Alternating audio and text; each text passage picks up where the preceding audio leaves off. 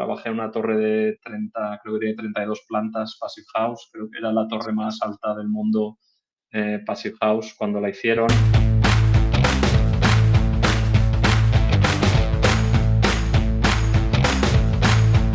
Antonio, ¿qué tal? ¿Qué tenemos hoy por aquí? Menudo ¿Qué pedazo de haces aquí? entrevista ¿Qué haces tenemos aquí, hoy. Antonio? ¿Qué haces aquí? ¿Qué haces aquí, Antonio?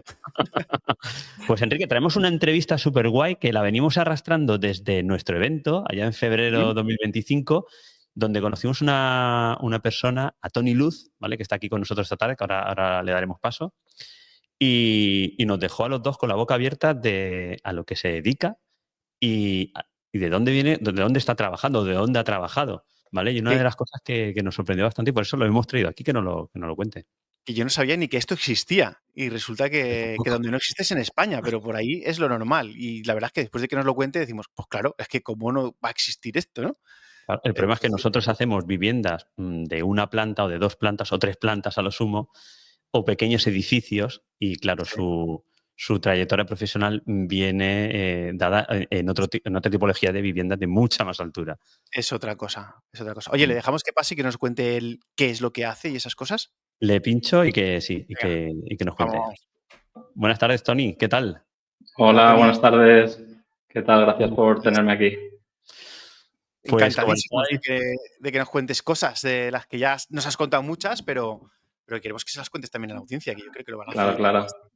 Eso es, como le está diciendo Enrique, bueno, te tenemos aquí porque nos dejaste con la boca abierta tanto a Enrique como a mí, como los que estamos allí en el grupito que estamos en el evento, donde nos contaste a qué te dedicabas y qué es lo que hacías. Pero más que contarlo yo, prefiero que lo cuentes tú, que nos digas quién es Tony Luz y a qué te dedicas. Sí, primero preséntate tú. Muy bien. Bueno, pues hola a todos. Soy Tony Luz. Soy un arquitecto valenciano que tuve la suerte de irme a Nueva York nada más acabar la carrera y caí en una consultoría de fachadas y de envolventes de edificios realmente. Y estuve allí viviendo y trabajando durante 15 años en proyectos rascacielos espectaculares que nunca jamás había ni soñado que podría trabajar.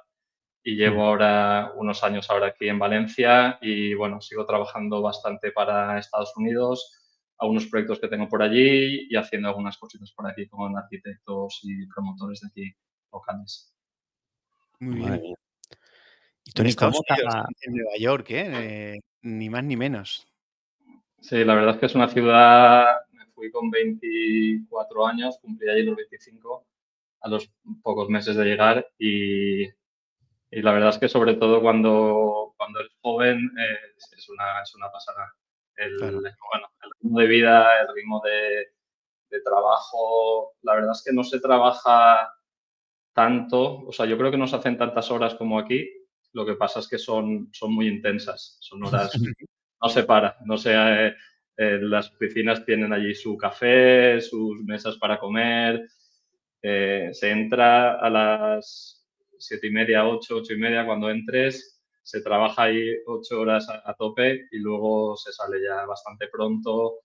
Luego es una ciudad pues, que ofrece muchas cosas a nivel ocio, cultural Ujú. y la verdad es que muy contento de haberlo vivido. Muy contento también de estar ahora por el Levante, que hablábamos antes, que aquí se vive muy bien también. Ujú. Y bueno, las dos cosas están muy bien. Muy bien, muy bien. Pues nada, dale, Antonio. Y Tony, ¿cómo acaba uno en Nueva York, en este caso en Nueva York, y en este caso asesorando fachadas? O sea, ¿te lías tú solo y te decides ir para allá cuando acabas la carrera?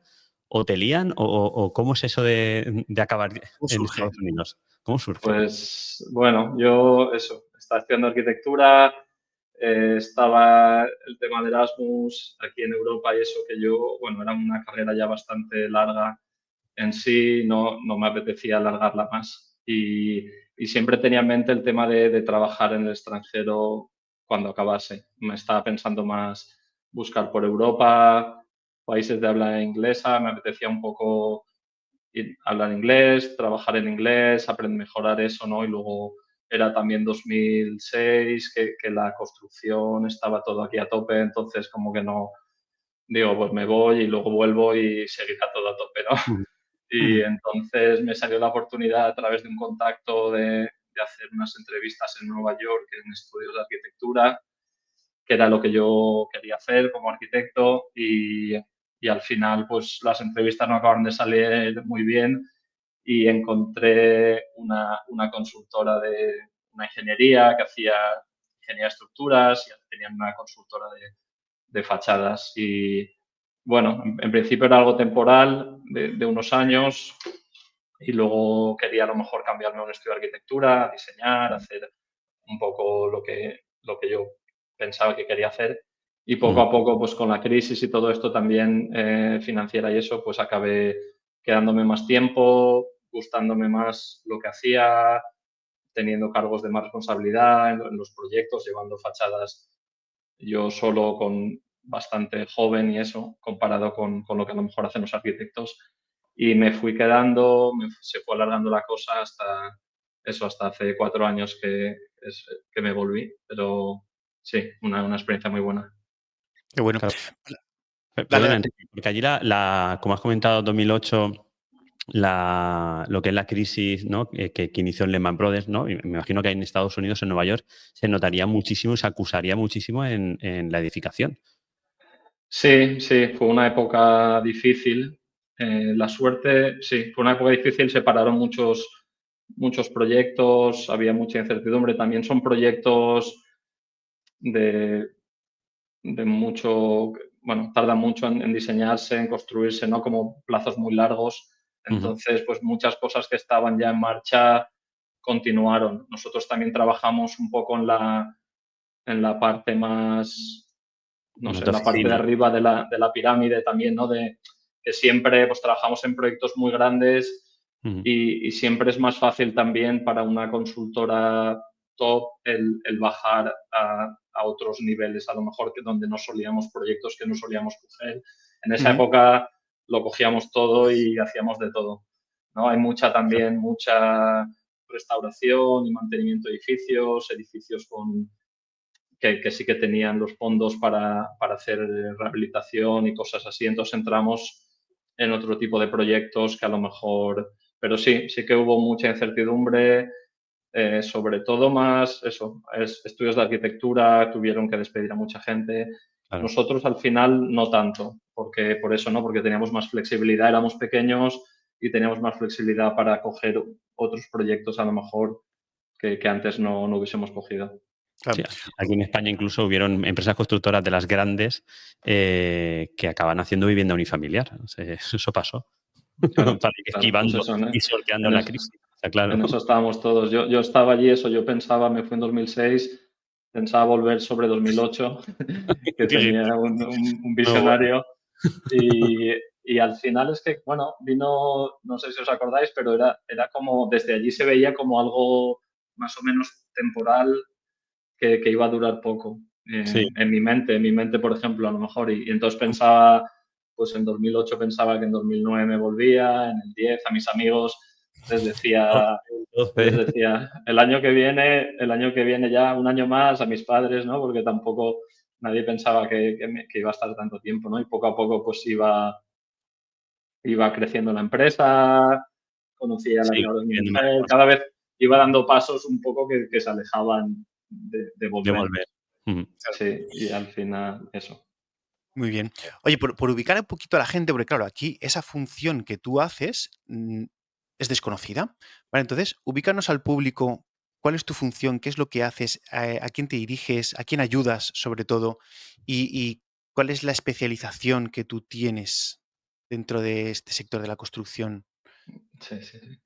Pues a ver, soy un consultor de fachadas principalmente, entonces yo lo que hago es normalmente trabajar desde el principio del proceso de diseño con los arquitectos desde una parte técnica. Los arquitectos hacen el diseño del edificio, de la fachada, los materiales que quieren, la composición, y yo les ayudo un poco ¿A qué funciona? qué material usar en realidad. A lo mejor pues tienen una idea de un hormigón, pero puede ser prefabricado, pueden ser paneles, puede ser in situ, puede ser un GRC que es parecido, depende un poco. Entonces vemos un poco sistemas, cómo se va a construir eso en realidad, sobre todo si son edificios en altura, pues cómo se va a instalar, quién lo puede hacer, qué fabricantes hay, que puedan hacer ese tipo de ventanas, de vidrios. Entonces empezamos una parte técnica desde el diseño y luego el proyecto todos los planos, los alzados, todos los detalles. Y bueno. Pero ¿por qué es necesario ese consultor de fachadas cuando normalmente lo diseñan los arquitectos? Es por hacer un poquito de abogado del diablo y por Sí. meterme en lo que realmente el valor, sí. ¿no? Que aporta valor, realmente. lo que realmente Sí. aporta valor de tu función. Sí, Porque a no ver, lo es haces una... en familiares, lo haces en edificios especiales. Sí, son edificios normalmente, bueno, en Nueva York, donde he trabajado la mayoría de mi carrera, ahora se hacen en casi todos los edificios de más de 8, 9, 10 plantas. Hay un consultor por temas de asegurarse que los detalles, que la construcción y el producto final es de la mayor calidad posible, sobre todo desde el punto de vista de la impermeabilización, que no haya infiltraciones, condensaciones. Entonces, es para proteger al edificio final o darle la mayor calidad posible para que no haya problemas. Entonces, nos suelen contratar los promotores, son los que realmente están más interesados en nuestro servicio, y los arquitectos porque les ayudamos también mucho a ir más directos al punto final, ¿no? Como hablamos antes, como Google Maps, y comparándolo con los mapas que teníamos antes, ¿no? Pues ahora es para ir de este punto a este lo más rápido posible, directo, sin salirnos, sin tener que sin dibujar un sistema de hormigón que luego es prefabricado o es fachada ventilada, que hay que volverlo a dibujar todo, cambiar todas las estructuras. Entonces, intentar ir lo más directo posible, hacer ese análisis que a lo mejor en los proyectos aquí se hace cuando entra la constructora mucho más tarde, hacerlo lo más antes posible y con nuestra experiencia ir más directos al punto final. Y Claro. lo que hacemos también es no usar a empresas externas a empresas que tienen de los fabricantes, por ejemplo, sí que consultamos algunas cosas, pero nosotros ayudamos a que el arquitecto tenga el control del diseño y de los detalles, lo que él quiere, lo que él o ella quieren hacer, no unos detalles que te ha pasado otra empresa que tiene otros intereses comerciales, lo quieren hacer a su forma porque eso es lo que ellos hacen o no sé, algo así. Es un poco... Que normalmente esa figura la suele hacer lo que tú dices, el suministrador o el fabricante, claro, el que te hace esa, pues mira, el detalle tiene que ser este, ¿no? Y mira, tú estás un poquito como por encima supervisando esos detalles, diga. Porque lo haces en rascacielos, ¿eh? Sí, a ver, en rascacielos, realmente en cualquier tipo de... A ver, tengo experiencia en rascacielos, he trabajado en torres hasta 425 metros. Hola. Una de las torres, la tercera torre más alta de Nueva York. Hice una consultoría de una parte del proyecto y tengo, no sé, creo que más de 20 proyectos de más de 100 metros de altura. He trabajado mucho en rascacielos porque mi experiencia en Nueva York sobre todo es en rascacielos, pero ese conocimiento y esos sistemas en gran parte se pueden usar, aparte que he hecho también edificios de 10 y de 15 plantas, se usan en muchos sistemas. Ese conocimiento se usa en proyectos más como se pueden hacer por aquí, que no solo... Sí que hay partes en los rascacielos, sobre todo pues las cargas de viento y la logística, ¿no? El cómo instalar, el cómo montar, y eso sí que tienen algunas cosas un poco más especiales, pero en general los principios se aplican también a cualquier proyecto. Realmente he hecho viviendas unifamiliares también un poco más especiales, pero bueno, como las que podéis estar haciendo vosotros. Tú fíjate, a modo de chascarrillo, lo importante que es contactar con un técnico, ¿no? Especialista en este caso en fachadas o en carpintería bueno, fachada ventilada, carpintería de aluminio, etcétera. Tengo una obra donde se ha ofertado una carpintería de aluminio, algo especial, ¿vale? No voy a decir marcas, pero algo especial, entonces tiene un valor considerable en el montante global de la obra. Claro, el cliente contacta con un amigo de un amigo y le dice que aquello es una barbaridad, que eso es un precio muy elevado. Entonces le propone una carpintería estándar, ¿vale? De las que hay en el mercado más estándar. Y tenemos reunión esta mañana cuando ya le habíamos dicho que iba a ser imposible construir ese tipo de carpintería que quería con esa carpintería más estándar. Y lo primero que nos dice esta empresa es que eso no se puede hacer. Eso es inviable. Dice, es que eso no se puede ejecutar directamente. Con lo cual, fíjate, o sea, el hecho de no contactar con profesionales, ¿no? Lo que te puede modificar o que te puede sí, modificar tu proyecto de una cosa que a lo mejor el arquitecto está proyectando, Claro, directamente decirle que eso no se puede construir, cuando eso no es así. Simplemente tienes que ir claro. al producto con el cual se puede construir. Sí, sí, Muy sí, sí, atrevidos. sí. Sí, a ver, lo que hablamos antes de controlar el diseño, o sea, de controlar el proyecto, ¿no? De saber las cosas que se pueden hacer, que ya las hemos hecho, que sé cómo funciona, que hemos hecho pruebas de infiltración de aire, de agua, sabemos qué sistemas funcionan y Ujú. tenemos ya fotos y detalles de cómo se hace eso. Entonces, si tú quieres hacer eso, se puede hacer y se hace así. Si quieres algo más económico o eso, pues se puede hacer otra cosa. Pero claro, el decir, si vas a lo mejor a la empresa B, esta que has dicho, pues te dice, no, eso no se hace así. Y a lo Claro. mejor el arquitecto, Se lo el cree. promotor, la constructor, como no lo sabe A ver, se o lo has cree. hablado con la persona, pues dices, pues bueno, a mí me gustaba de la otra forma, pero es lo que hay. Y No se ya. puede, se puede. Entonces, Al final no se trata de pensar que no se puede hacer, sino cómo puedo hacer esto, ¿no? Es la Claro, claro, figura que el valor que aportarías tú, ¿no? Que te den ese sí, diseño y que sí, digas: "Pues para hacer esto, me lo se pienso, hace así. veo cómo se hace Sí. y esta es la solución". Sí, y eso también son es. soluciones o sea, que no es que se me han ocurrido a mí No, claro, ahora, claro. ¿no? O sea, que han pasado por los arquitectos, por los promotores, por las constructoras, que se han o sea, que se han licitado y se han Ujú. ejecutado dentro de un precio. Que a veces esa experiencia de saber qué soluciones funcionan hasta el final es lo que te ayuda a decir esto se hace así y se va a hacer así, lo Claro. vais a hacer así. No luego va a venir no sé quién y va a decir, no, esto lo vamos a hacer de otra forma, porque ya hemos pasado muchas veces este camino, ya lo hemos hecho muchas veces y sabemos lo que al final acaba funcionando dentro de los precios Ujú. que estamos hablando y todo eso. Porque tú te quedas en la parte del diseño de soluciones constructivas, ¿o también haces el seguimiento o dirección de ejecución de esas partes concretas del edificio? Sí, hacemos todo el proyecto, o sea, todo el proceso desde el diseño hasta revisar la licitación. También, por ejemplo, pues en licitación viene una constructora con este otro sistema que vale menos o lo que sea, o que uno que vale más, no sé, y ver un poco, bueno, por qué vale menos, es lo que queremos o no. Ujú. Luego, pues la fabricación, también vamos mucho a fábricas de ventanas, de prefabricados, a ver exactamente cómo están fabricando los sistemas, cómo lo están sellando, qué control de calidad tienen. Y luego la ejecución en obra también revisamos que se están ejecutando, se están instalando los sistemas de la fachada como habíamos hablado, cómo están en los detalles, como habíamos acordado para tener un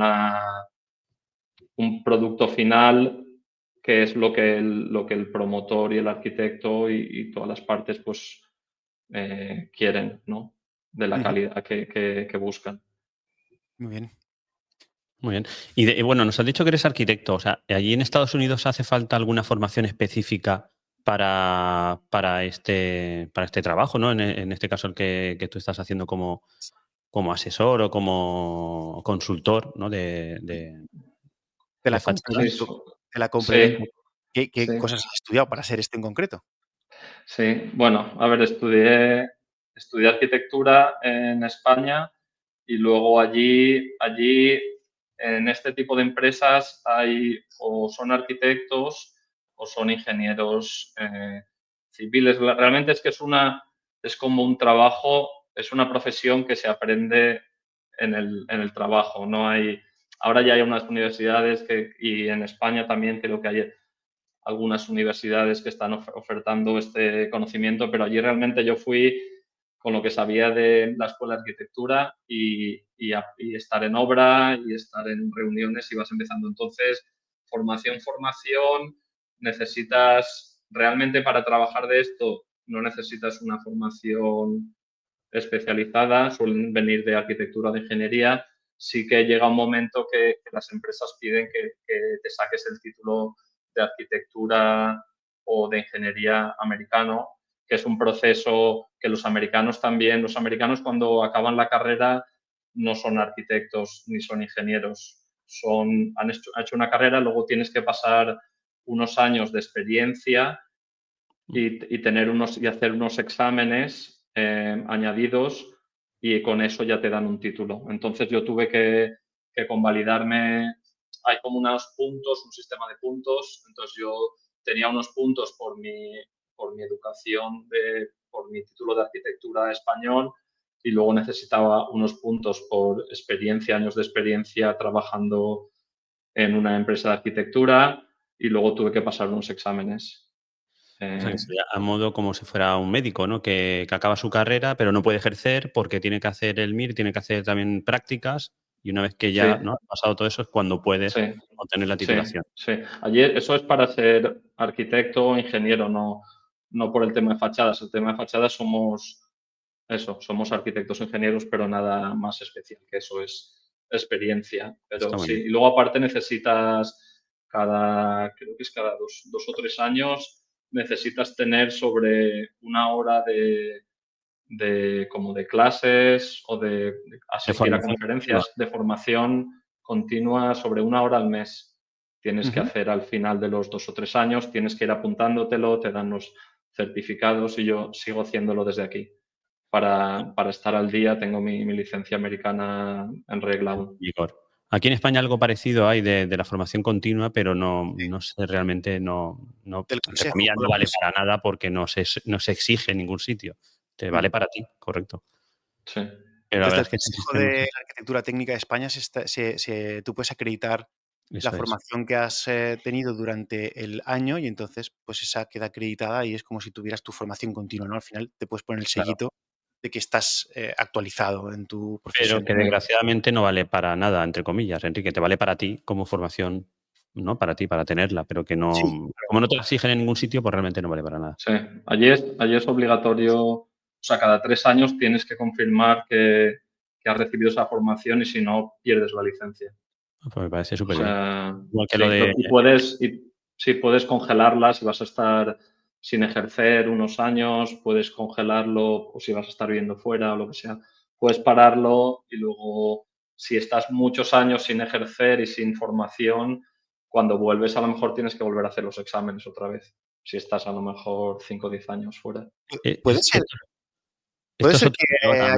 hablar de cómo se trabaja allí, el tema de seguros, el tema, o sea, que es un melón gordo. Pero bueno, esto lo dejamos para otro sitio, para otro día. Por curiosidad, que creo que lo he visto en algún programa de estos de superestructuras, alguna de esas, ¿puede ser que los constructores necesiten tener una licencia también en vigor para poder ejercer como constructor, para poder construir?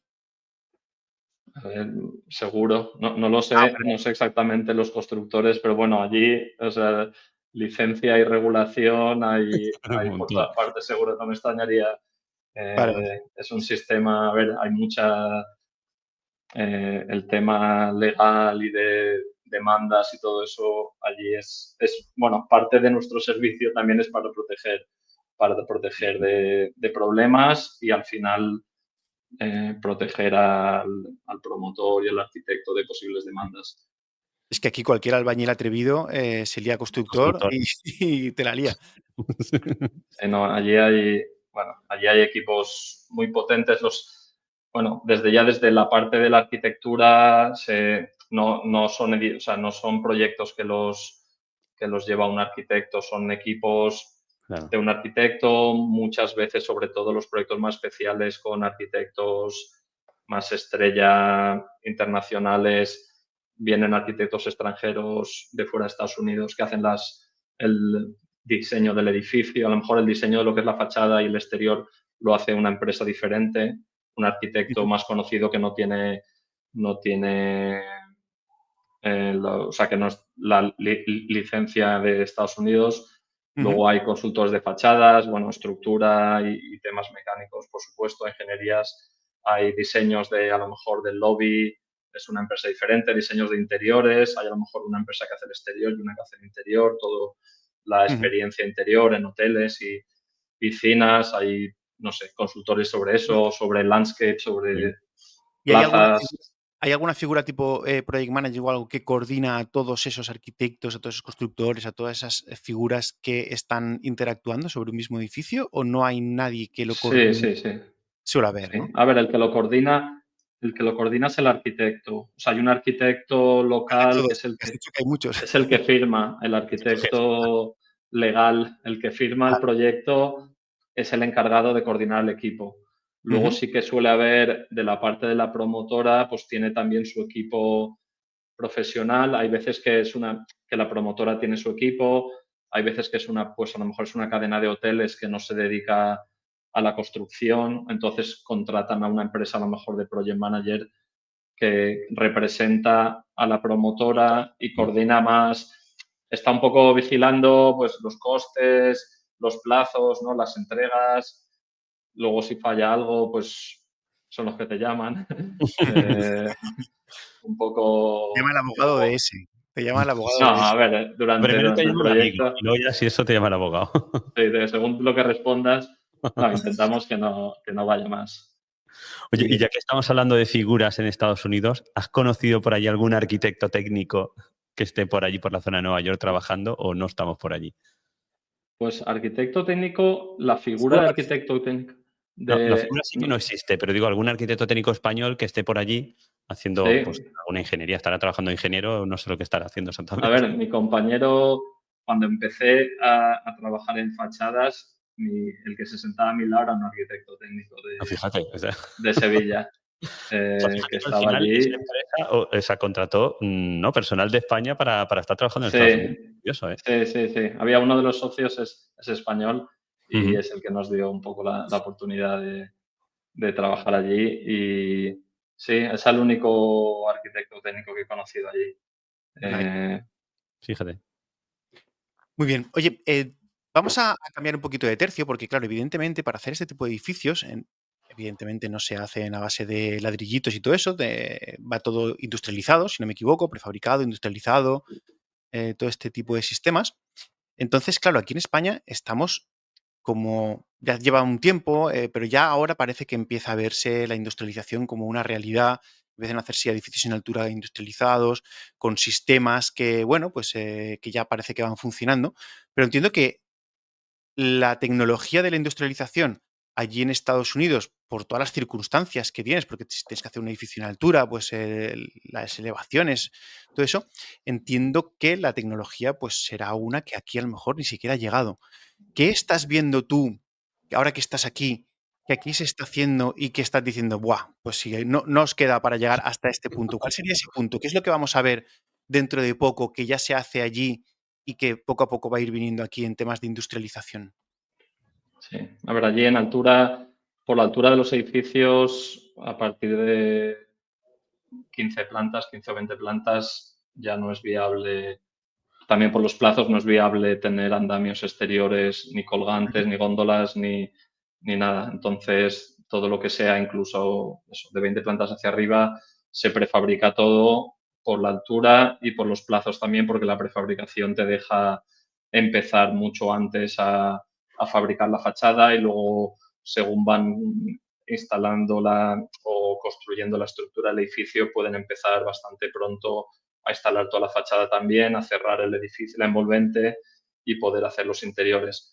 Entonces, allí los sistemas, a ver, están muy desarrollados. Los sistemas prefabricados hay que ir con cuidado con el tema de las juntas. O sea, son sistemas que al final tienen el tamaño que tenga un panel prefabricado, pero las juntas entre los paneles son los que al final tienen que conseguir esa hermeticidad al aire y al agua, sobre todo.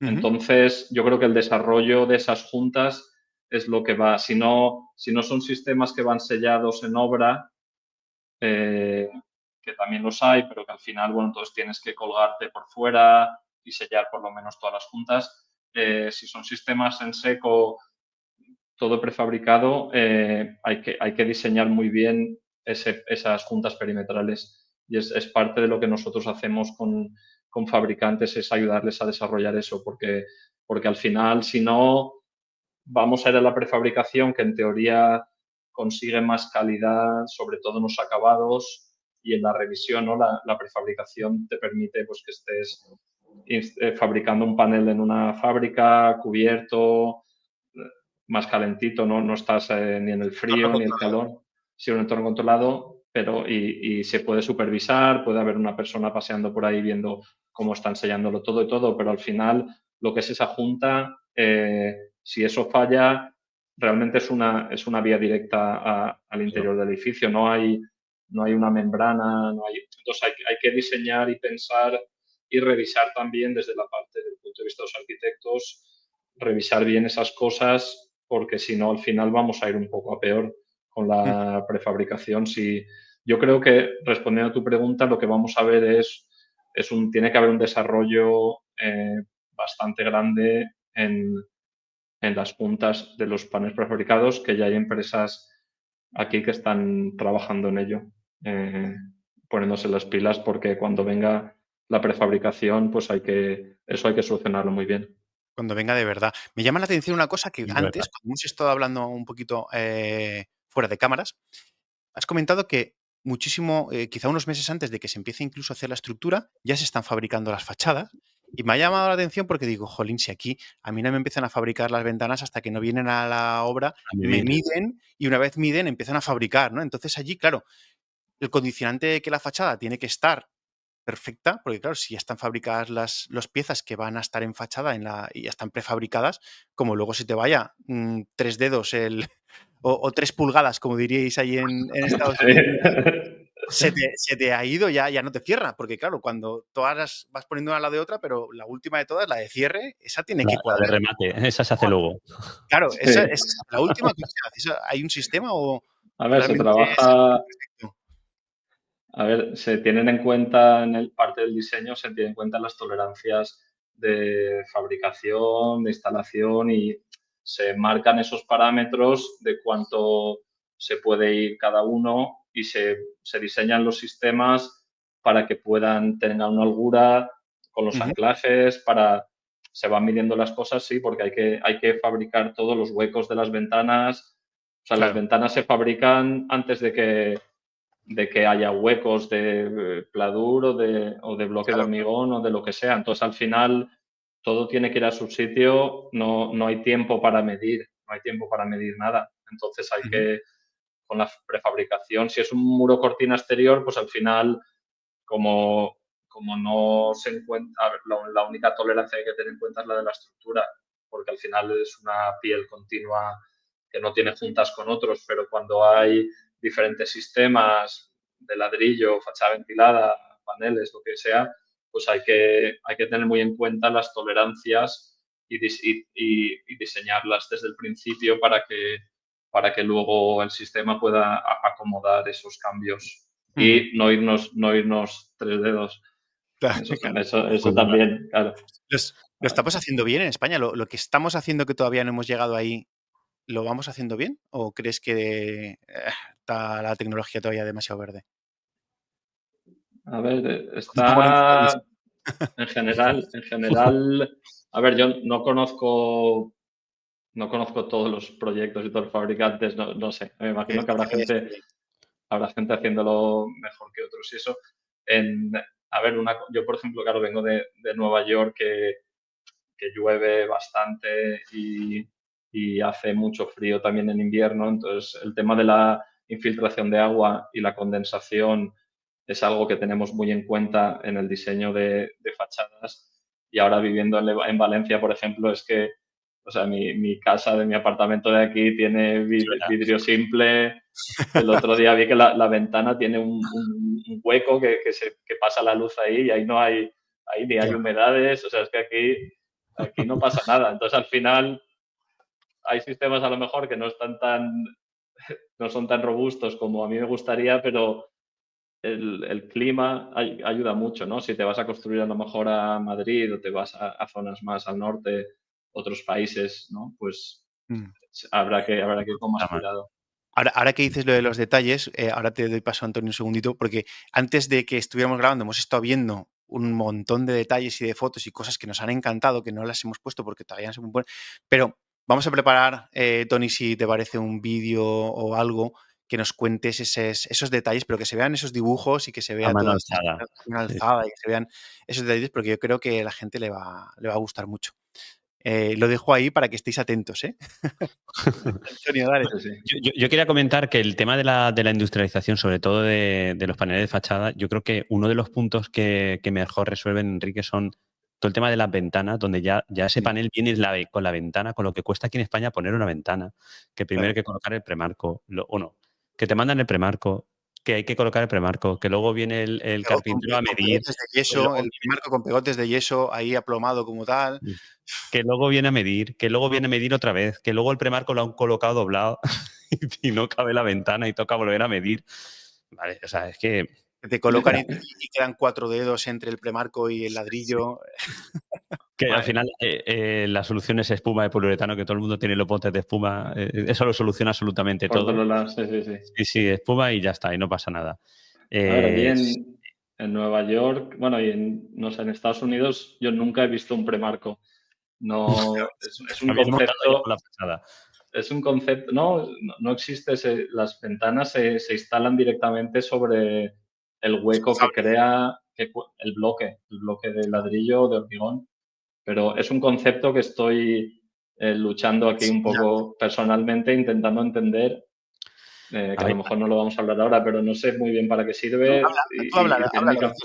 No, pero que no sé, a ver, por temas de tolerancias, me imagino, a mí la gente me dice, no, es que aquí el hueco de la fábrica es que si tienes que poner una ventana ahí, cada hueco mide una cosa. Digo, a ver, es que hay que exigir un poco a la gente que mida, ¿no? Que mida, es como, no sé, yo cuando estaba estudiando arquitectura había un profesor que estaba súper en contra del gotelé, del concepto del gotelé como una forma de enmascarar, de ocultar, ¿no? De decir, vamos a dejar a la gente que haga lo que quiera y luego le vamos a poner esto que no se nota nada, ¿no? Entonces, como lo que decías, ¿no? Huecos de muchos centímetros, a ver, hay que medirlo y ponerlo en su sitio y abaratar costes también, porque es como algo añadido, ¿no? Que tiene un coste, que tiene una fabricación, una instalación, muchos puentes térmicos, no sé. Tenemos que intentar a ver si en 5 o 10 años hacemos otra entrevista de estas,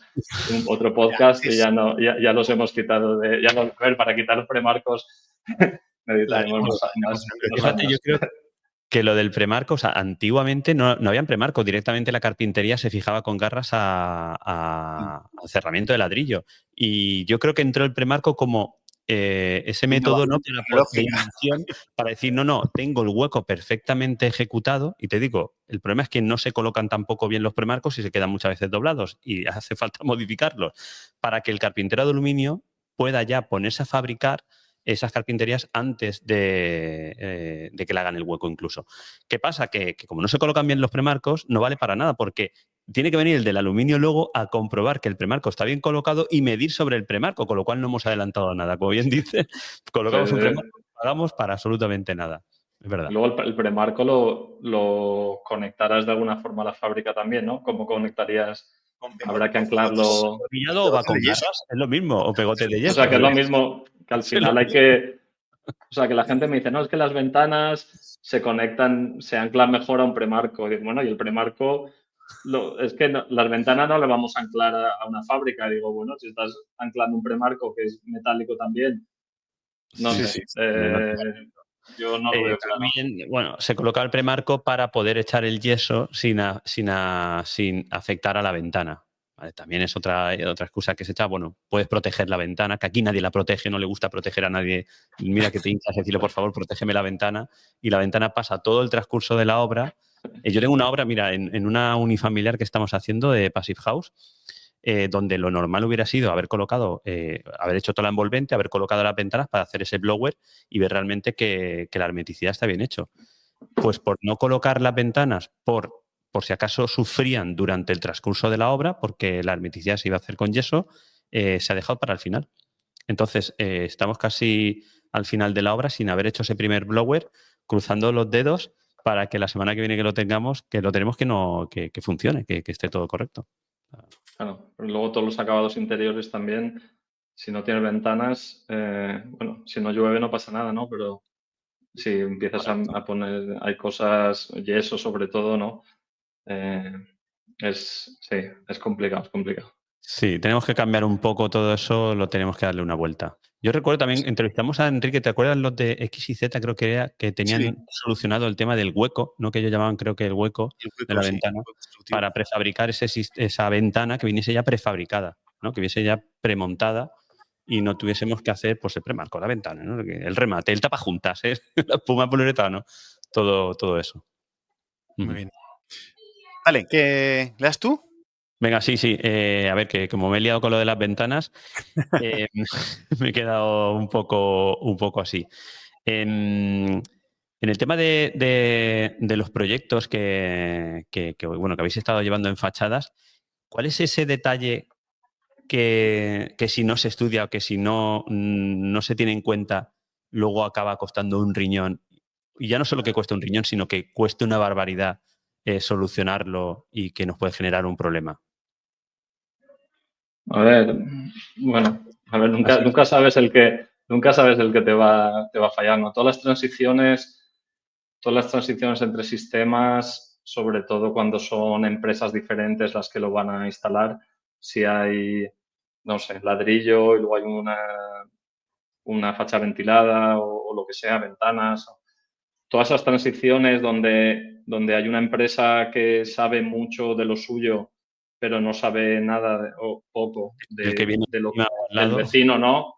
Ahí es donde hay que mirarlo muy bien y ayuda mucho tenerlo detallado bien desde el proyecto para saber un poco. Lo que ayudamos nosotros mucho es en saber lo suficiente sobre fachadas ventiladas y sobre muros cortina y sobre cubiertas para saber cómo lo van a hacer, aunque ellos saben mucho más de lo suyo, pero nosotros sabemos lo suficiente para saber qué va a necesitar la cubierta, qué va a necesitar este sistema. Eso, todas esas transiciones, eso, cuando hay cambios de plantas, parapetos, no sé, por ahí es donde suelen fallar las cosas, sobre todo en sistemas prefabricados es aún más difícil eso porque hay muy poco, o sea, un muro de ladrillo o de hormigón tiene una masa que aunque sea poroso y en teoría puede entrar el agua, es muy difícil, ¿no? que el agua pase un bloque de hormigón, aunque no tenga mortero hidrófugo y aunque no tenga de nada, ¿no? El agua le cuesta pasar, pero cuando tienes un muro cortina, una ventana que es aluminio con unas gomas y una junta sellada, como esa junta no esté bien sellada, es un paso directo. Entonces, esos sistemas prefabricados con aluminio, sí, esos son donde suele ser hay que ir con más cuidado y las transiciones tenerlas muy bien pensadas. Sí, que acaba saliéndote agua en un sitio y no sabes ni siquiera por dónde está entrando, que a lo mejor es algún poro en alguna otra planta. Sí, hay sistemas también, bueno, parte de lo que nosotros hacemos mucho es durante los proyectos que siempre hay problemas de lo que sea, ¿no? Como ayudar al equipo a salir más rápido, ¿no? A saber qué soluciones o en obra, por ejemplo, si hay una infiltración en algún sitio, pues saber qué tipo de test hay que hacer, qué puede ser y qué no puede ser, porque normalmente todo el mundo empieza a apuntar en la otra dirección, ¿no? Y decir, no, eso es el de la cubierta. El de la cubierta dice, pero si yo estoy 5 plantas por arriba, ¿cómo voy a ser yo? O no sé qué, eso ha sido tú, aquel, no, es que tú no lo has...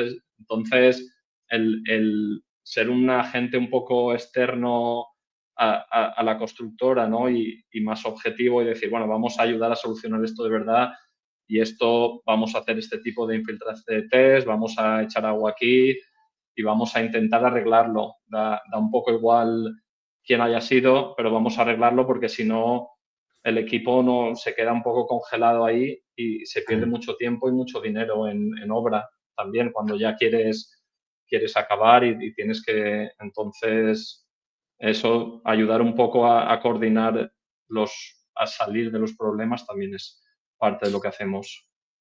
Comentabas antes que, claro, estamos todo el rato hablando de fachadas, pero realmente vosotros sois consultores de envolventes y también tratáis con cubiertas. Precisamente acuérdate, Antonio, que la semana pasada, el anterior programa, estábamos hablando con Javier y nos decía, y ellos han hecho estudios sobre las mayores incidencias de patologías en las viviendas y nos contaba que precisamente las cubiertas eran los puntos que estadísticamente mayor número de problemas dan a las edificaciones construidas. Y claro, a mí me venía siempre a la cabeza esos puntos singulares que están detallados en los manuales de colocación de láminas y todo eso, pero que cuando llega el instalador dice, esto yo lo estoy haciendo toda la vida, aquí ¿para qué voy a poner un refuerzo? ¿Para qué voy a poner esto? Entonces, al final, por mucho diseño, luego creo que todavía nos queda una profesionalización en algunos campos que no toman en serio los puntos singulares, que no toman en serio el por qué va a saber que es el que ha hecho el dibujito si yo llevo aquí 25 años haciendo las cubiertas, ¿no? Y creo que eso es una de las cosas que en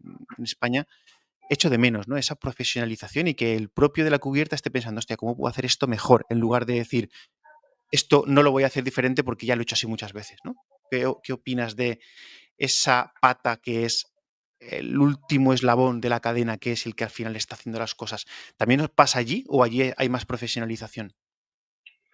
A ver, allí, a ver, es muy importante, ¿no? Al final no podemos, o sea, podemos diseñar lo que queramos, hacer los detalles que queramos, si al final la gente que está instalando, hay muchas veces que los detalles a lo mejor complican la instalación, ¿no? Nosotros intentamos siempre ayudar a que, o sea, sabemos cómo se lo van a tener que instalar al final, cómo van a tener que llegar a este tornillo que estás dibujando en el detalle. Bueno, eso a lo mejor quiere decir que te hace falta un andamio porque lo estás instalando de una forma, Entonces, entender bien, primero ayudar a que la instalación sea lo más fácil posible y lo más estándar posible, empezar por ahí y luego, bueno, a ver, los proyectos en los que yo he trabajado, la mayoría, pues la gente es bastante profesional, pero sí que hay mucho lo he hecho así toda mi vida y nunca pasa nada, que tampoco sé yo, a ver, nunca pasa nada, Que te hayas no sé, enterado. no lo sé yo, a ver, que me lo hayas contado, ¿no? Pero al final, a ver, nosotros estamos muy encima también en la ejecución, intentamos también usar detalles del fabricante, ¿no? Intentamos referirnos a lo que el fabricante, los detalles tipo, a ver, como mínimo hay que seguir los detalles tipo, porque si un fabricante te dice que su membrana se instala así, hay que instalarla así como mínimo. Luego ya cuando hay una transición de ese sistema al otro, pues eso ya a lo mejor tenemos que decidir cómo lo hacemos, pero lo que es los detalles tipo, está claro que las cubiertas es un plano que está mirando hacia el cielo y cuando llueve pues son los que se lo llevan todo ahí. Sí, sí. Muy bien. Muy bien. Tony. En cuanto a aquí en España, si un arquitecto decidiese hacer una instalación de una fachada preindustrializada en su proyecto, ¿qué debería tener claro desde el minuto uno para no cometer un fallo? Entiendo que lo primero dirías, contar con una persona como yo, para que no tenga ningún fallo. Llama a este teléfono que aparece aquí arriba. Es la única solución. A ver, no sé. A ver,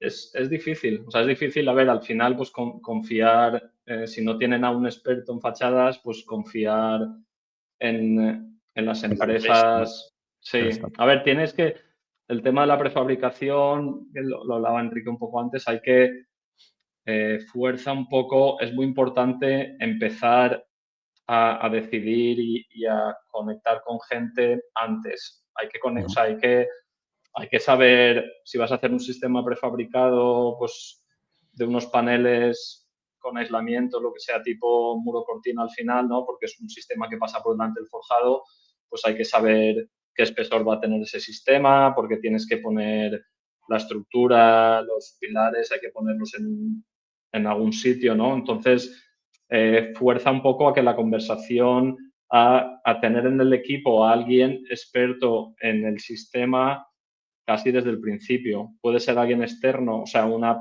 alguien como yo que ayuda al arquitecto y al promotor un poco ayudándoles a ellos directamente, o una empresa que tiene un poco unos intereses diferentes, pero que saben su sistema lo que mide, porque tienes que un poco detallar y diseñar el edificio alrededor de eso. Entonces hay que saber las juntas dónde van a ir, qué tamaños de paneles pueden hacer en altura, en anchura, lo que cabe en un camión, ¿sabes? Hay que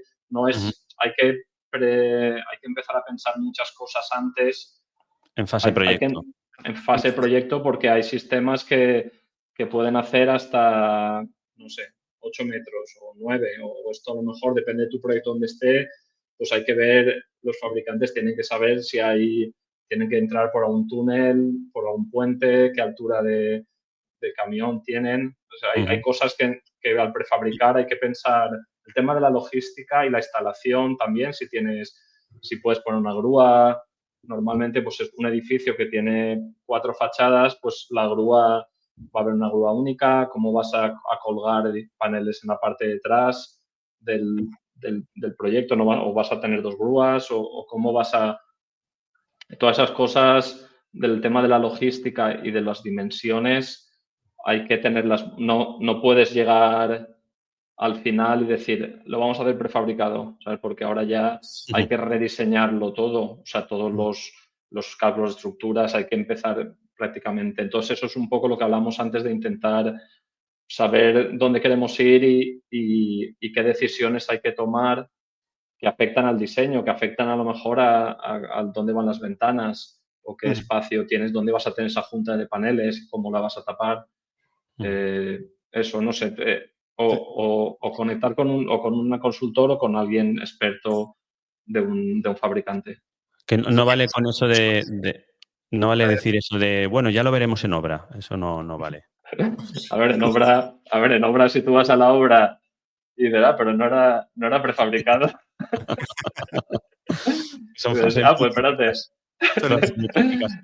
Condicionantes de diseño al final, ¿no? Que al final tú puedes diseñar, pero con los condicionantes, con estos elementos, ¿no? Con estas cartas, tengo que jugar este juego. Claro, sí. Lo que pasa es que son cartas diferentes a la construcción tradicional, no solo lo que es el detalle, porque a lo mejor el detalle es muy parecido, ¿no? a un detalle normal, pero luego pues tiene unas juntas, tiene otros condicionantes, otras cosas que cómo empieza, cómo acaba, no sé, la instalación, ¿no? Pues, si va a ser desde una grúa, cómo lo vas a sellar, las juntas, depende de la altura del proyecto, a lo mejor pues el sistema que has elegido necesita sellar desde el exterior y si es una torre muy alta, pues va a tener a lo mejor no vas a tener sellado a la envolvente hasta el final, porque colgarte con góndolas para sellar una fachada no lo puedes hacer hasta que no tenga la estructura.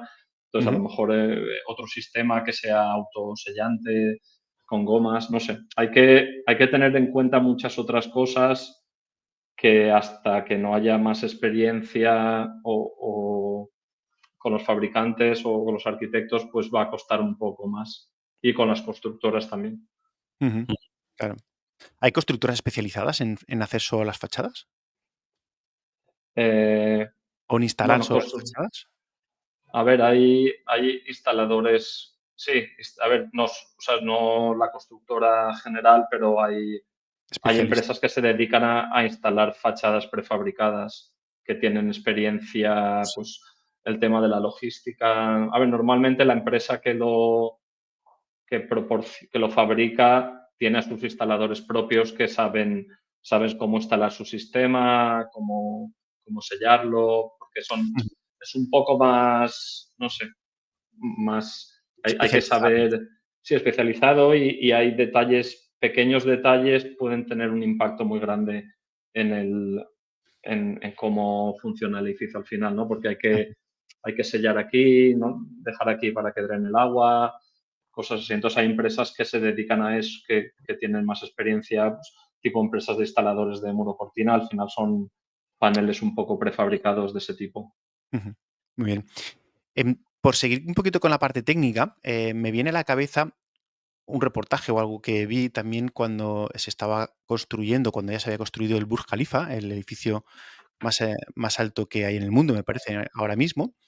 Y un condicionante era que en las plantas altas, allí tenían que tener en cuenta a la hora de la colocación o del diseño o eso, el tema de las tormentas de arena, por ejemplo. Entonces, entiendo que cuando ya estamos hablando de edificios con cierta altura, como los que tú has trabajado en Estados Unidos, en Nueva York y todo eso, hay que pensar en muchos condicionantes que a lo mejor a nosotros no se nos viene a la cabeza ahora. Entonces, ¿qué condicionantes tienes tú en cuenta a la hora de calcular cuando estás trabajando en altura o a partir de qué altura dices, pues mira, a partir de qué altura el condicionante es el viento, a partir de tal altura el condicionante es el agua, a partir de tal altura el condicionante es los movimientos estructurales? No lo sé. ¿Qué condicionantes tienes que tener tú encima de la mesa o en qué te afecta esa altura a la hora de decidir una solución constructiva u otra? Sí, muy, muy buena pregunta. A ver, el viento, obviamente, cuanto más altura hay más viento que afecta pues, a los espesores del vidrio, afecta a los espesores, a los tamaños de los montantes y todo esto, la infiltración al agua, también los sistemas, depende de la presión de viento que haya, los sistemas las juntas tienen tamaños diferentes para poder proteger sobre esa presión de agua. Entonces, cuanto más un muro cortina de una torre de 80 plantas tendrá unas juntas más robustas que un edificio de 4 plantas porque la presión de agua es diferente. Pero bueno, cosas a lo mejor menos obvias, la limpieza del vidrio, por ejemplo, y el mantenimiento, hay que colgarse desde el exterior. Entonces hay edificios, por ejemplo, si las ventanas abren hacia afuera o hacia adentro, cambia, depende del tipo de limpieza, del sistema de limpieza que vayas a tener el edificio. Si vas a contratar una empresa que baje, hay los edificios de Nueva York que son todo de vidrio, tienen a empresas de limpieza que están continuamente dando vueltas, subiendo y bajando y dando vueltas. Lo suelen limpiar unas 4 veces al año el vidrio desde fuera y entonces a lo mejor tardan 2 días en hacer un vano porque están medio día o un día entero para hacer un tercio o medio. Entonces, todo el tema de la limpieza y si las ventanas, por ejemplo, se abren hacia afuera, si quieres un vidrio, una fachada que sea todo de vidrio, pues la ventana tiene que abrir hacia afuera para que lo que es el marco esté escondido detrás del vidrio, pero eso hace que lo tengas que limpiar desde fuera y que lo tengas que cambiar. Por ejemplo, también el tamaño del vidrio afecta, o el tamaño de la góndola que tienes fuera afecta al tamaño del vidrio que puedes poner, porque si el vidrio se rompe hay que cambiarlo y ¿cómo vas a llevar ese vidrio a ese punto, a cualquier punto del edificio? Cualquier vidrio del edificio se puede romper. Entonces tienes que poder bajar a ese punto desde el exterior con tu vidrio nuevo, quitar el vidrio roto, poner el vidrio nuevo. Temas, por ejemplo, también en Nueva York, depende del clima, lo que decías tú por ejemplo, en los países árabes, pues el tema de las tormentas de arena afectan mucho a los sistemas, que la arena se mete en todas las juntas, en las lamas de mecánicos de ventilación. En Nueva York, por ejemplo, hay que ir con mucho cuidado con el hielo, porque si hay proyecciones, si hay elementos de 10 centímetros o más, el hielo y la nieve se puede acumular y con el tiempo puede caerte desde 40 plantas un trozo de hielo a la cabeza. Entonces, todo eso entonces hay sistemas de mitigación con cables que calientan. Si hay algo muy de diseño muy especial, pues hay sistemas para calentar para que no se genere hielo. o sistemas que lo aguantan. No sé, hay muchos condicionantes de ese tipo que hay que tener en cuenta, aparte de toda la logística de que cuando vas con altura, pues tienes que tener la logística, las grúas que van a, cómo vas a colgar ese panel de ese tamaño. El viento, por ejemplo, afecta mucho cuando tienes mucha altura. Y pensar que si es un panel prefabricado hay que llegar en un camión, está en la calle y hay que cogerlo con una grúa y subirlo en el aire hasta la planta que toca, porque no cabe. Por ejemplo, también tenemos muy en cuenta el tamaño del montacargas. Si puedes, por ejemplo, poner un panel de muro cortina en un montacargas, lo puedes subir a la planta y lo instalas desde cada planta, pero si es más grande o si es prefabricado de hormigón o algo así, pues va desde fuera. Si hay viento, es un panel es un columpio que está ahí en el aire.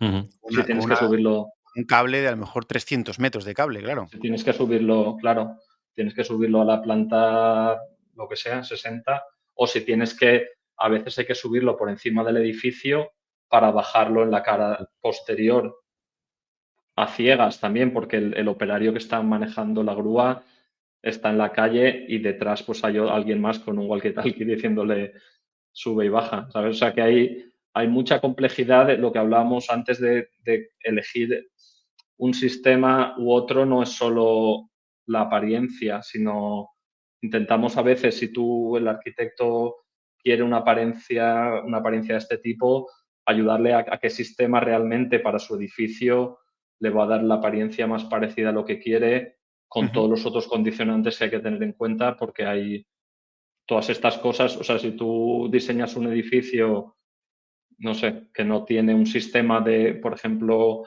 todos los rascacielos tienen un sistema para conectar las góndolas a la fachada de mantenimiento cuando estás bajando, porque eso es otro columpio de 200 metros de alto.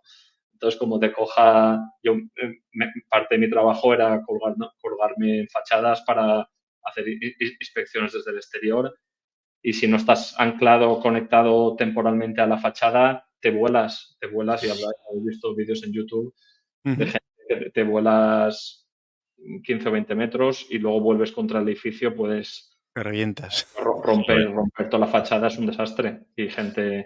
Entonces, todas esas cosas hay que tenerlas en cuenta en los detalles, en las especificaciones, que hay que conectarse al edificio, si hay balcones, por ejemplo, ya no puedes bajar con una góndola, o si hay, no sé, cuerpos que salen o que entran, geometrías extrañas.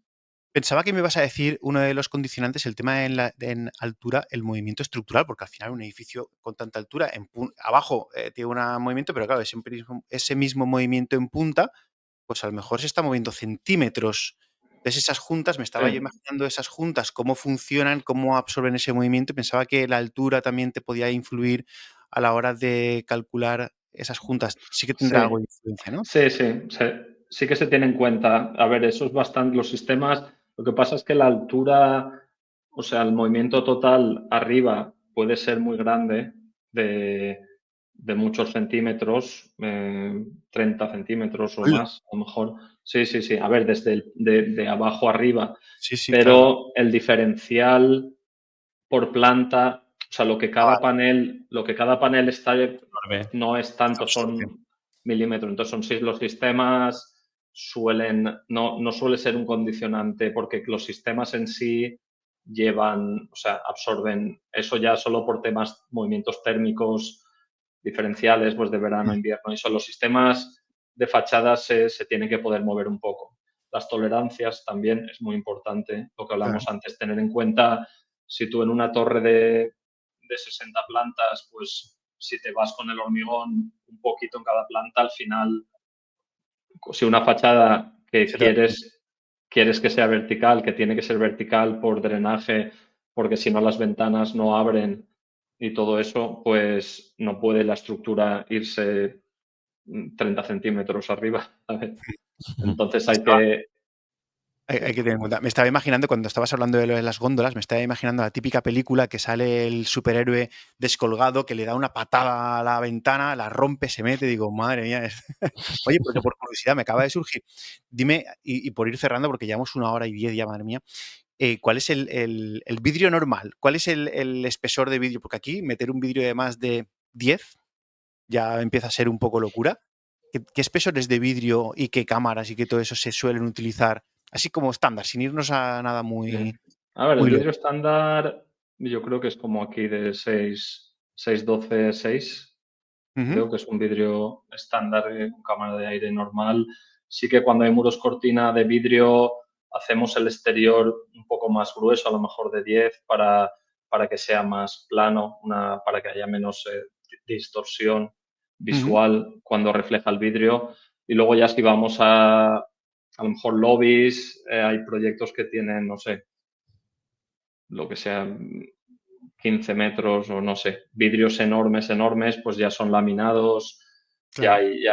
cuando hay o temas o edificios de protección contra huracanes o contra explosivos, por ejemplo, los edificios más especiales, todo el World Trade Center y todo eso, pues son edificios que tienen que las plantas bajas, las primeras plantas están protegidas contra explosivos, por ejemplo. Entonces ya son vidrios laminados más especiales. Pero los vidrios normales Vale, yo vale. creo que son parecidos a los de aquí, Vale. en Pero vamos, general. que no te lo cargas descolgándote por la fachada y golpeándolo con una patada, vamos.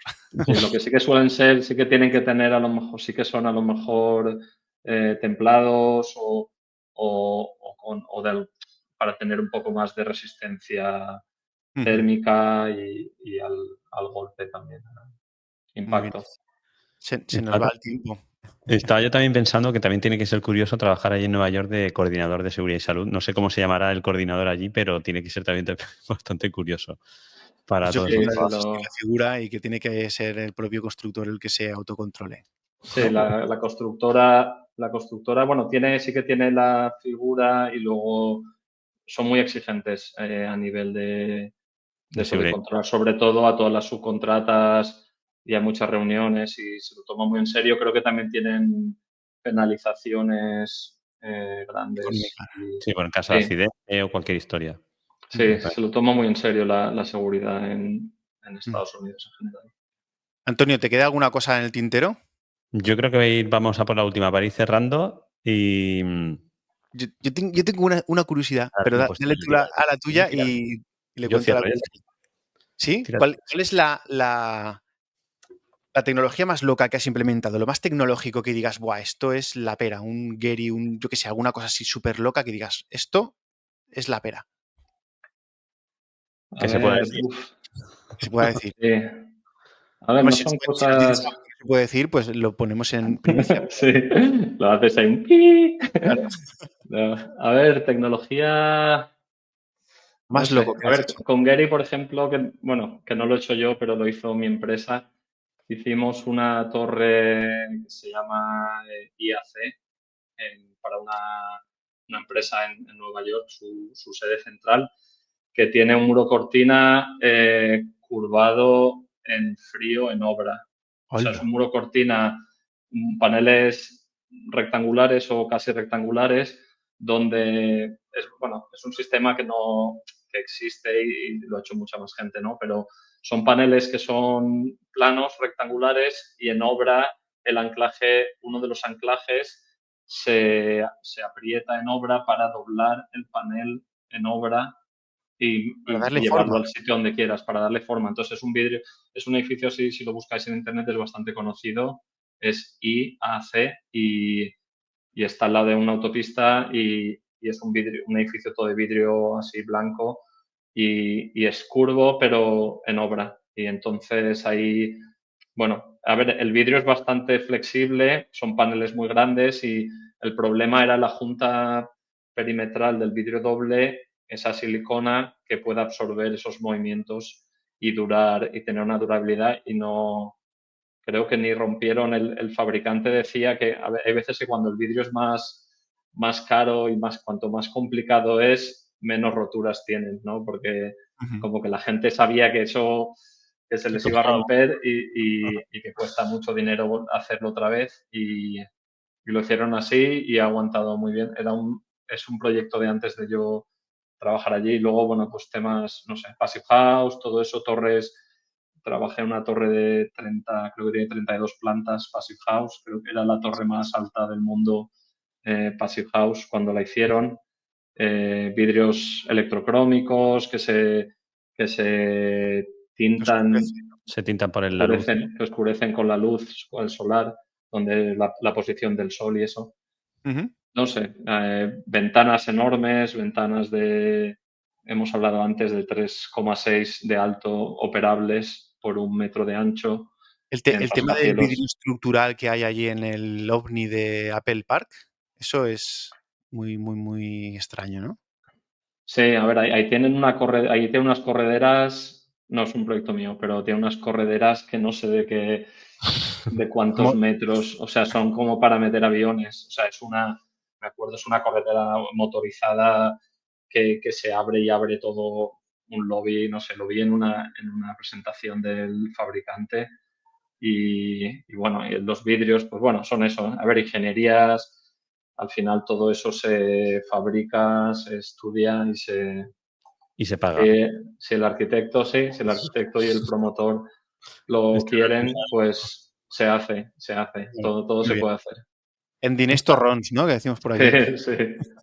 No, eso está, vamos, que te caiga un proyecto de esos donde no hay problemas de presupuesto y cada cual más loco, ¿no? Para hacer algo diferente y único, vamos, eso es...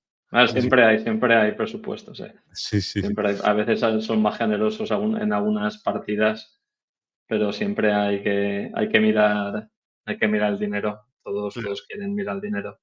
Claro. Muy bien. Pues mira que no conocía yo lo del vidrio ese que se pudiera curvar en frío, vamos, no lo he visto en mi vida, ¿no? Es que me lo estoy imaginando y veo que se me está partiendo. No lo veo que se flexione. No, el vidrio no es, a ver, el aluminio, el vidrio no es la parte más débil de esa idea. El pero vidrio más frágil, sí. No sé, lo veo como que a ver, el vidrio es bastante flexible, incluso cuando hacemos pruebas estructurales de fachadas, hacemos unos mock-ups y se dobla, el vidrio se puede doblar mucho. Cuando se rompe es frágil su rotura, pero el vidrio en sí es bastante flexible hasta un punto. Pero bueno, el aluminio, las juntas también, las juntas pues de silicona, como se junta una cosa con otra, mover eso, creo que los ajustes eran de 2 o 3 centímetros. O sea, eran ajustes importantes. Si lo veis, es un proyecto muy interesante. Me veo yo al albañil de turno con la carraca dándole aprieta. Un poco ya con dinamométricas y cosas de esas. Da un poco más. Bueno, cierra, Antonio. Bueno, y para ir cerrando, Tony, ¿qué tendría que pasar aquí en España para que nos tomásemos un poquito más en serio todo el tema este de las fachadas, fijándonos, ¿no?, lo que se está haciendo en Estados Unidos y en otros países europeos y que tengamos esa esperanza y que no nos dé por llorar porque no se llega a hacer? A ver, en Estados Unidos parte de lo que empuja todo esto son los abogados, ¿no? Pero o sea, que nos tienen que poner más demandas para que queramos hacerlo mejor. Hay que sacar más abogados. No, pero a ver, es un tema de coste. Yo entiendo los promotores, los costes de venta, todo eso, pues al final influye en que las cosas es el dinero que hay y los márgenes y todo eso, no sé. En España, a ver, ahora con el PERTE y la industrialización de la vivienda y eso, yo creo que va a ser un empujón que va a ayudar a poder mejorar la calidad de los sistemas, ¿no? Los diseños de los fabricantes, que se pongan un poco más, que suban un poco el nivel para luego los promotores y los arquitectos y las constructoras poder creerse que esos sistemas son duraderos y no van a dar problemas. No sé, al final altura y procesos y plazos rápidos son lo que hacen y los abogados son los que hacen que haya más prefabricación. ¿Confías en el papel que vaya a jugar el PERTE o crees que se queda cojo? A ver, no conozco, no sé si hay mucho detalle sobre exactamente en lo que va a ayudar en sí. Sí que sé que, a ver, hace muchos años ya y hay empresas que conozco, algunas con las que estoy trabajando ya, que están desarrollando sistemas para España, para el extranjero, y la necesidad de la prefabricación es un hecho, sobre todo, bueno, por la falta de mano de obra en obras, y eso yo creo que va a hacer falta. El PERTE yo creo que va a ser por lo que entiendo, va a ser un empujoncito más, que a lo mejor pues sí ayuda un poco a que los costes, hay alguna subvención o algo que ayude un poco a que los sistemas entren mejor, o a que los fabricantes. Yo creo que va a tener que empezar por los fabricantes y tener sistemas robustos que hayan pasado pruebas en laboratorio. También hay que tener muy en cuenta que las pruebas de los laboratorios están las cosas instaladas muy bien, ¿no? Y los sistemas tienen que tener un poco de más holgura para que la instalación, para poder absorber errores en obra. Yo creo que ahí va a estar un poco el secreto de ver que los sistemas pueden pasar también las dificultades de las obras, las tolerancias, porque luego, pues, si las cosas no están instaladas muy bien, a lo mejor van a haber más problemas.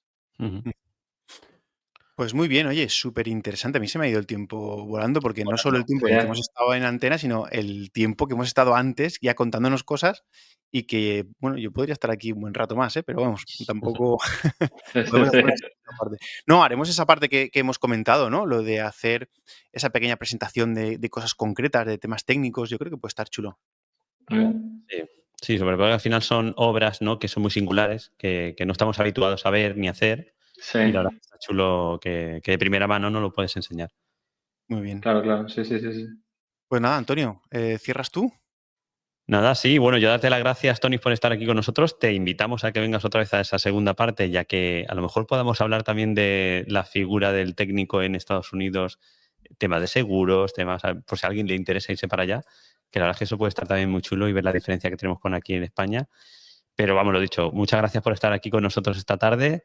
Y nada, no sé si quieres dejar algún mail o algo por si quieren contactar contigo. ¿Dónde te encuentran? Claro, ¿dónde te pueden encontrar? Sí, bueno, gracias por invitarme. La verdad es que el podcast ese que hacéis es una maravilla. He estado escuchándolo últimamente, que nos conocía, y a la gente que habéis traído, los temas que tratáis, me parece una joya el poder que la gente pueda tener acceso a esta información de gente tan top en la industria y de temas tan importantes que siempre decís, ¿no?, que no se enseña en la escuela. Entonces, bueno, gracias por invitarme y gracias por lo que hacéis. Y sí, tengo, por LinkedIn, Antonio Luz, me podéis encontrar, y mi correo electrónico es tluz@elevate.com. Si queréis lo podemos poner. Como yo lo tengo, lo podéis poner por ahí. Programa, ¿vale? Pero bueno, sí, por correo, sí. Vale. ¿Alguna web o algo? ¿Todavía no tienes ninguna web donde...? Sí, la misma, Elevate, Elevate-B de Building Envelope. Elevate con v-b.com es mi web y mi correo. Vale, estupendo. Pues en las notas de programas te lo anotaremos ahí por si alguien quiere contactar contigo. Para que le pueda solucionar cualquier... Arquitectos, promotores que hacéis cosas así un poquito más especiales, no os lancéis vosotros, que tenéis aquí un experto que os puede echar una mano. Muy bien, pues muchísimas gracias, Tony. Un saludo. Muchas gracias a vosotros. Hasta pronto. Chao. Hasta luego.